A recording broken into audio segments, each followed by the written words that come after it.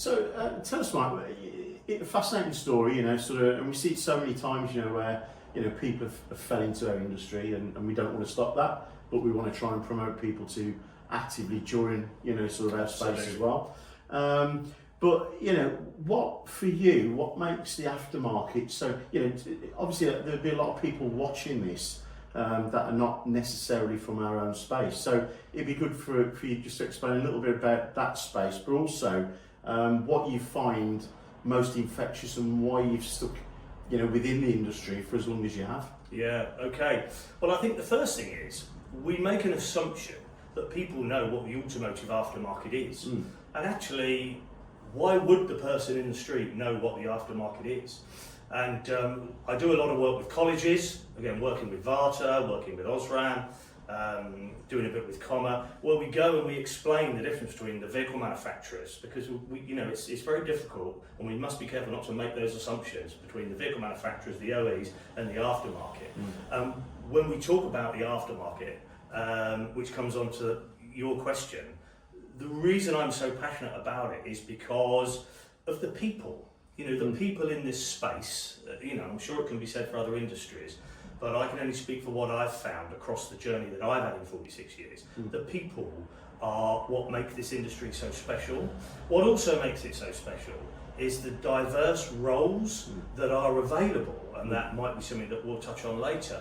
But, what we mustn't do is pigeonhole people into thinking the aftermarket is about solely fixing cars. Yes, the independent repair garages, absolutely, they're a fundamental piece, but the aftermarket is much more wider than that, and that's why I think we need to spread this message far and wide. And I really applaud what you and the team are doing here, but we've got to make that, we've got to really, really push that message on, I think. Well, I mean, I think, we've known each other, forever. Yeah, and seems like it. You're in your late 50s, I'm in my mid 50s, and you kind of sort of, part of what's driving this for us is I'm looking sort of over my shoulder and, looking at, what's coming through and from where. And, I guess we're trying to give a little bit back really, by, sort of sharing stories and our experiences. The aftermarket has been, good to me personally, I've developed a good career, good business out of it, but so have many other people, and I think it's important that we tell those sort of success stories. I mean, sort of developing your career from a 15-year-old lad, with, speaking, problems and nerves, to where you are today. I'm sure, I mean, what do you feel, Mike, from your perspective, what do you feel the aftermarket has sort of given you? It's given me everything. It's given me a career, it's given me a good standard of living. As I've said, it's given me job diversity. I've met some unbelievably fantastic people, like I've said, that have become lifelong friends.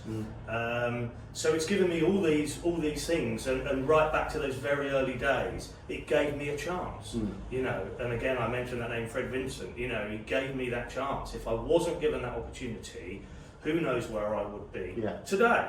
And I just hope that people running garages, motor factors, suppliers, recruitment companies, all the rest of it, give people the chance, because there's a fair chance they may stay with you, and that longevity will seriously help that company as they go forward.